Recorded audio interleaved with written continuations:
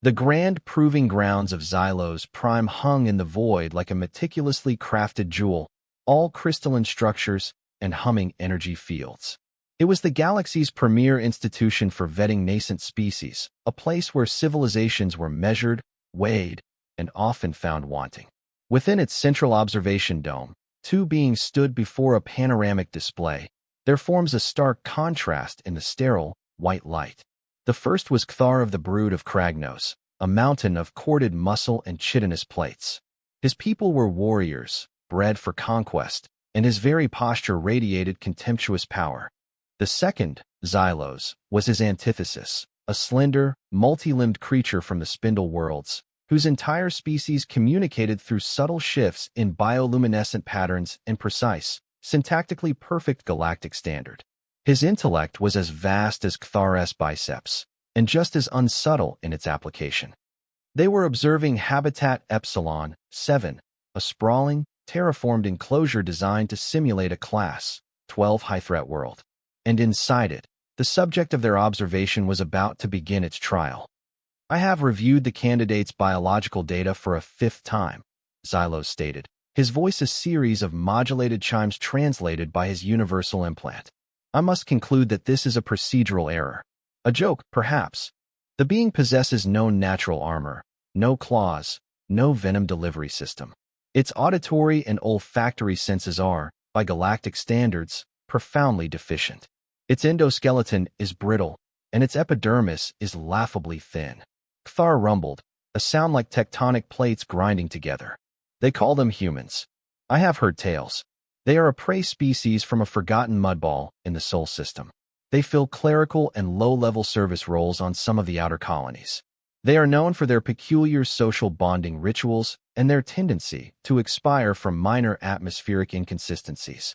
"Precisely," Xylos chimed, a ripple of condescending blue light washing down his primary appendages.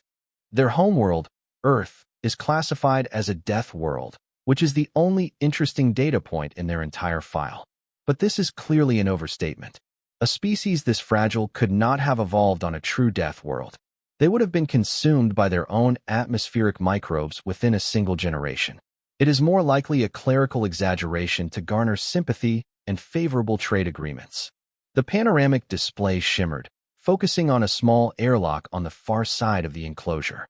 The doors hissed open, and the candidate stepped out. The human, Jake. He looked offensively average. He wore a simple, gray utility jumpsuit that did little to conceal a physique that Cthar found insulting. It was soft, unarmored, and possessed none of the rippling musculature that denoted a creature of consequence. He was bipedal, bilaterally symmetrical, and topped with a thatch of brown protein filaments. He raised a five-fingered appendage and gave a cheerful, utterly baffling gesture toward the unseen observers in the dome. A wave. "Its greeting protocol is nonsensical," Xylos noted. "A display of an unprotected extremity. Is it meant to signify trust? Or a lack of cognitive function?" "It signifies weakness," Cthar grunted. "It is the gesture of a being that has never had to defend its limbs from a hungry predator." A comms channel crackled open, piping their voices directly into the human's auditory receiver. "Candidate," Xylos began, his tone dripping with the kind of strained patience one uses for a particularly dim-witted pet. "You are human, Jake. Is this correct?" A voice, startlingly casual, came back. "That's me. You guys must be Xylos and Cthar. Read your files on the trip over. Big fan of your work, Cthar. The Siege of Viridia? Classic stuff. And Xylos, your monograph on non-Euclidean gastropods was a real page-turner. Puts you right to sleep, in a good way." There was a stunned silence in the observation dome. Xylos's bioluminescent patterns flickered in confusion. Cthar merely narrowed his four eyes. The prey was attempting familiarity, a common, if pathetic, survival strategy. "Your flattery is as transparent as your physiology, human," Xylos said coolly. "The parameters of the test are simple. You must survive for 3 cycles. You are to construct a shelter, secure a source of sustenance, and avoid the indigenous predators we have cultivated for this environment.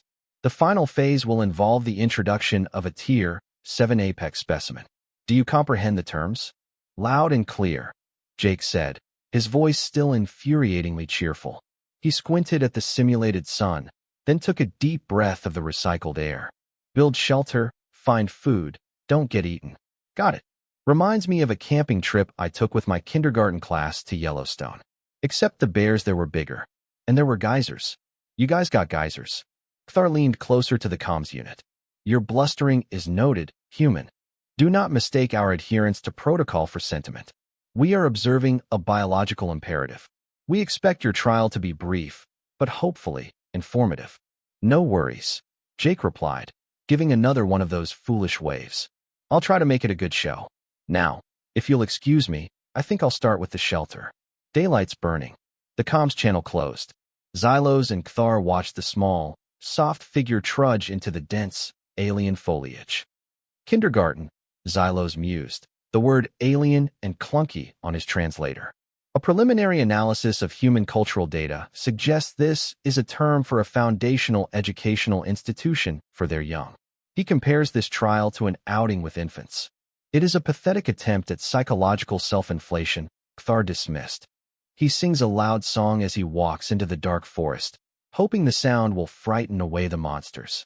The monsters will not be frightened. They settled in to watch the inevitable. The first phase of any prey species trial was always the same: a frantic, panicked search for a hiding place. A burrow, a cave, a dense thicket. A desperate attempt to become invisible. But Jake wasn't doing that. He walked with a calm, steady stride, his head on a swivel, observing everything. He wasn't looking for a place to hide. He was surveying. Xylos magnified the view, his analytical mind cataloging the human's movements. Jake paused by a stream, tasted the water, then spat it out. He crumbled the soil between his fingers. He examined the bark of a tree with a texture like spun glass. He was gathering information, not cowering. His behavior is anomalous, Xylos stated after an hour of this. He displays no signs of elevated cortisol levels. His heart rate is steady. He is not panicking. He is ignorant of the danger, Kthar countered. He is like a grubworm basking on a leaf, unaware of the bird descending from above. Finally, Jake seemed to find what he was looking for. It was a small clearing, flanked on one side by a sheer rock face and on the other by a dense grove of the glassbark trees. To a strategist like Kthar, it was a terrible choice. It was a bottleneck, a trap. Any predator could corner him there. Foolish, Kthar rumbled. He has chosen his own tomb. But then Jake began to work, and the first cracks in the alien's certainty began to appear. He didn't dig a hole or try to burrow under the rock face. He began to gather fallen branches from the glassbark trees. With a surprising deftness, he used a sharpened rock to strip them of their smaller limbs. Then he began to weave them together, using tough, fibrous vines he'd collected earlier. The structure that took shape was not a simple lean-to. It was a complex, interlocking A-frame, with the rock face as its solid rear wall. He used mud and leaves to patch the gaps, creating a surprisingly sturdy and weatherproof shelter. But it was the entrance that truly baffled them. He didn't leave a simple opening. He constructed a narrow, low-slung tunnel, forcing anything that wanted to enter to crawl. And at the far end of the tunnel, just inside the main shelter, he dug a shallow pit. Fascinating, Xylos murmured, his lights pulsing with academic curiosity. It is a rudimentary but effective, fatal funnel. Any attacking creature would be forced to lower its head and constrict its limbs to enter, exposing its neck and underbelly. The pit would cause it to stumble, making it even more vulnerable. This is not the architecture of a prey animal. This is the architecture of a trapper. Jake finished his work and stood back to admire it, wiping sweat from his brow. He was humming, an off-key, tuneless, and utterly unnerving sound. Next was sustenance. The enclosure was dotted with specially cultivated flora that produced a bland but highly nutritious nutrient paste, clearly marked with bioluminescent symbols that were part of the standard galactic viability test. It was the safe option. Any species with rudimentary intelligence would identify and consume it. Jake walked right past one. He glanced at the glowing plant, wrinkled his nose, and kept walking. Instead, he began to forage. He peeled the bark from a certain type of root, sniffing it carefully before taking a small bite. He gathered reddish berries from a thorny bush, crushing one and observing how the juice reacted to the air before deeming them edible. He set snares along a game trail, not with advanced trapping technology, but with simple loops of vine, positioned with a craftsman's precision. He is rejecting the provided sustenance, Xylos said, a flicker of irritation in his light patterns. He is actively making the test more difficult for himself. Is this arrogance? Or a complete failure to recognize standardized galactic symbols? He hunts, Thar said, his voice low and laced with a new, unfamiliar tone. It wasn't quite respect, but it was a step away from pure derision. The prey hunts. By the end of the first cycle, Jake had a small fire going, started with a friction bow he'd constructed with breathtaking speed, and was roasting a small, six-legged creature that had blundered into one of his snares. He had a shelter. He had food. He looked, to all intents and purposes, comfortable. It was then that the first real test arrived. The Scrabblers, a pack of low-tier predators, bioengineered to test a candidate's flight response. They were fast, wolf-like creatures with serrated claws and a pack mentality. The standard and correct response was to retreat to a secure shelter and wait for them to pass. The pack burst from the tree-line, their chittering cries echoing in the twilight. They swarmed toward Jake's camp. Xylos zoomed the display, anticipating the human's panicked scramble into his funnel trap shelter. Jake didn't move. He simply looked up from his fire, a piece of roasted meat halfway to his mouth. He watched the pack approach with an expression of mild annoyance, like a man seeing pigeons landing on his freshly washed vehicle. When the lead Scrabbler was 20 paces away, Jake put his food down. He stood up. He took a deep breath, and then he let out a sound. It wasn't a roar of a mighty predator, nor the shriek of a terrified victim. It was a loud, sharp, two-syllable bark. Hey! The effect was immediate. The entire pack skidded to a halt, their aggression momentarily short-circuited by sheer confusion. They had never encountered a prey item that yelled at them. Jake then bent down, picked up a fist-sized rock, and threw it.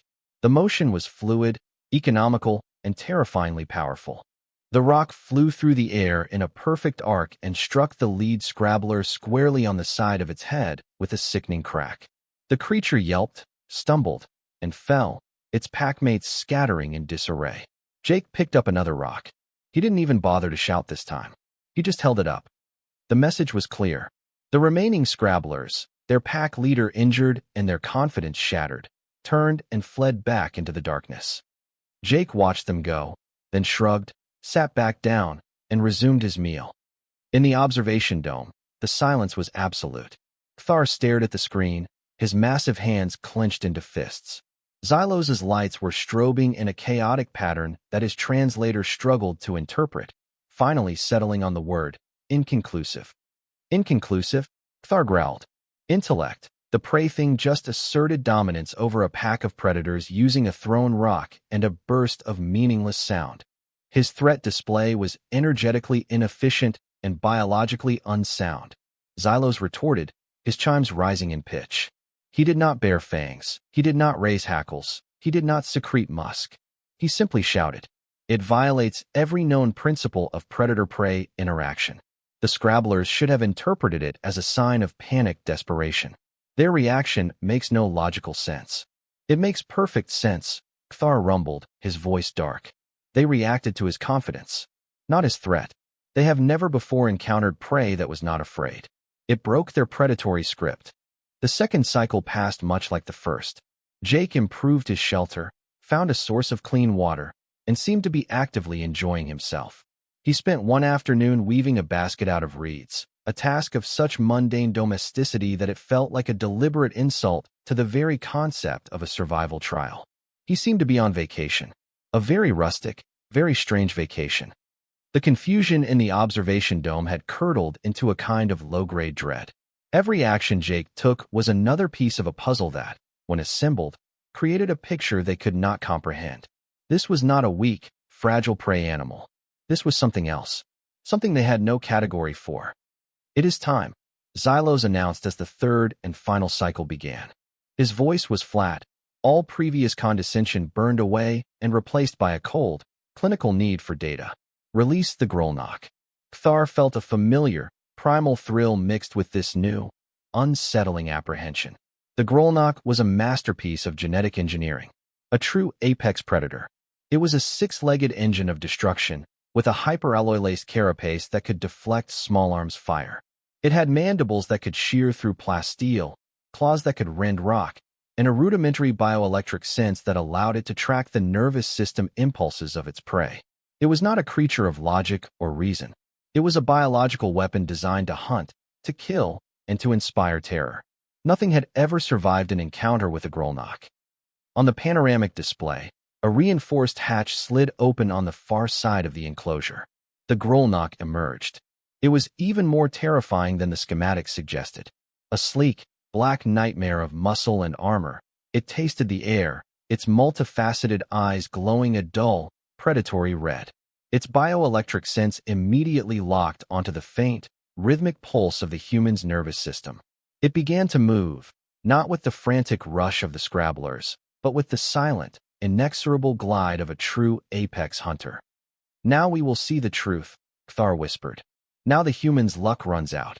Jake was by the stream, washing the pot he'd fashioned from a large, hollowed-out gourd. He must have sensed the Grolnok's approach, for he suddenly froze, his head cocked to one side. He slowly stood up and turned to face the treeline. The Grolnok burst from the foliage. It was a blur of black chitin and crimson eyes, a force of nature given monstrous form. It let out a shriek that was part sonic weapon, part razor blade gargle, a sound precision engineered to paralyze a prey animal's nervous system with pure, unadulterated fear. Xylos and Kthar leaned forward, their respective analytical and warrior instincts screaming. This was the moment of truth. The run, the scream, the desperate, futile flight, the swift, bloody end. Jake did not run. He did not scream. He did not even flinch. He stood his ground, his expression unchanged. As the 10-foot-tall killing machine bore down on him, he did something so profoundly, cosmically insane that for a moment, Xylos thought his optical sensors were malfunctioning. Jake made eye contact. He stared directly into the Grolnok's multifaceted, soul-devouring eyes, his gaze unwavering. In every corner of the known galaxy, across 1,000,000 species, direct, unblinking eye contact meant one of two things: a prelude to mating or a challenge for dominance. The Grolnok, not being programmed for romance, could only interpret it as the latter. The great beast, moving at a speed that should have carried it through the human and halfway to the rock face, faltered. Its massive, clawed feet dug into the soft earth, its momentum slowing. It stopped a mere 10 feet from Jake, its head lowered, its shriek dying into a confused, guttural hiss. Its predatory brain was caught in a logic loop. Prey. Small. Weak. Soft. Not running. Staring. Challenging. The data did not compute. Then Jake did the second impossible thing. He took a single, deliberate step forward. He raised a hand, not in a threat, but in a gesture of placation. His voice was calm, conversational, and utterly devoid of fear. "Whoa there, big fella," he said, the sound carrying clearly over the comms. "Easy does it. You just look a little hangry." The Grolnok tilted its massive head, its mandibles clicking in agitation. Its instincts screamed at it to lunge, to tear, to kill. But something held it back. This small, soft creature was projecting an aura of such absolute, unshakable confidence that it was overriding billions of years of predatory evolution. It was like a rock trying to bite the mountain it had fallen from. The sheer wrongness of the situation was paralyzing. Jake reached into a pouch at his belt and pulled out a piece of roasted meat he had saved from his meal. He held it out. "Here," he said. "You look like you could use this more than I do." He tossed the meat onto the ground, halfway between himself and the beast. The Grolnok lowered its head, sniffing at the offering with suspicion. Its biosensors told it the meat was safe. It tentatively extended a serrated tongue and lapped it up. It was good. Jake then did the third, and most unbelievable, thing of all. He sat down, cross-legged, right there in front of the galaxy's most efficient killing machine. He rested his hands on his knees and just watched it. He started to make a soft, rhythmic clicking sound with his tongue. In the observation dome, Xylos was making a strange choking sound as his internal processors tried and failed to reconcile the incoming data with known reality. Kthar was gripping the console so hard that the metal was groaning in protest. He was a warrior of a species that had conquered worlds, and he was witnessing something that felt like blasphemy. The Grolnok stood over the human for a long, tense minute. It circled him once, its massive form dwarfing the seated figure. Jake didn't move a muscle, just kept his eyes on the beast, projecting an aura of what could only be described as patient expectation. The Grolnok was a creature of pure aggression, but it had never encountered passive resistance. It had never met a target that refused to play the game, that refused to be prey. Finally, with a low, frustrated chuff, the Grolnok lay down. It kept its distance, but its head was oriented toward Jake, its red eyes watching him with a new emotion. Not hunger, not aggression, but a deep, profound, and utterly terrified confusion. By the end of the cycle, Jake had shuffled a few feet closer. He was talking to the beast in that same, infuriatingly calm tone, telling it about his old job, about finger painting and nap time. And then, he reached out and scratched the Grolnok behind one of its armored auditory sensors. The creature, the biological weapon, the Tier 7 apex specimen, leaned into the touch and made a sound that was disturbingly close to a purr. The trial was over. The human had not just survived. He had conquered, not with force, but with something far more terrifying.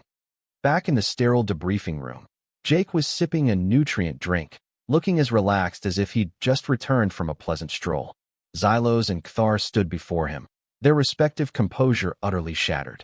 Xylos's lights were a frantic, nauseating swirl of purple and gray. Kthar looked like a religious zealot who had just seen his god struck down by a comedian.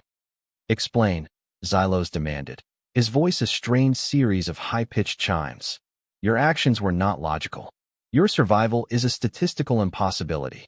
You faced a Tier 7 apex predator, and you domesticated it. This is a violation of biological law." Jake took a slow sip of his drink and looked at them. "Violation of law? Nah. Where I come from, we just call that making a new friend. You guys have a very limited view of what's possible. We have cataloged over 1 million sentient species," Xylos insisted. "We have studied the predator-prey dynamics of 10,000 worlds. What we saw today has no precedent." Jake chuckled. It was a soft, gentle sound that was somehow the most menacing thing they had yet heard from him. "That's because you've never been to Earth. You guys have death worlds, sure. Worlds with bad weather or big monsters. That's cute. On Earth, everything is trying to kill everything else, all the time, in new and excitingly creative ways. Our planet has a bad attitude." He leaned forward, his casual demeanor falling away for just a second, replaced by an ancient, weary seriousness. "Your Grolnok is impressive, I'll give you that. Fast, strong, good armor. But on Earth, it would be a mid-tier threat. Let me tell you about a creature called a grizzly bear. It's bigger, stronger, and can smell you from 20 miles away. And it can climb trees faster than you can run. Or let's talk about the saltwater crocodile, a literal dinosaur that can hold its breath for an hour and whose bite force can crush steel. Or the tiny, brightly colored frogs whose skin can kill 10 adult males if you just touch them. Or the insects. Oh, the insects. We have spiders whose venom liquefies your internal organs. We have swarms of ants that will strip you to the bone. We have mosquitoes that carry so many diseases we've lost count." He paused, letting the information sink in. Xylos and Kthar were silent, their minds reeling. "You see," Jake continued, his cheerfulness returning, "you think of us as weak because we don't have claws or armor. You're looking at it all wrong. We don't have those things because we didn't need them. We had something better. We have brains that can outthink any predator. We have stamina that lets us run prey to death over days, not minutes. It's called persistence hunting. We just follow you, and follow you, until you collapse from exhaustion. We are the ultimate endurance predator. And most of all, we have the one thing that terrifies a pure predator more than anything else: pathological, unreasonable confidence." He gestured vaguely. "The Grolnok was scary, I'll admit. But I used to be a kindergarten teacher." Xylos's translator failed to find a suitable emotional equivalent for the statement, defaulting to a confused series of clicks.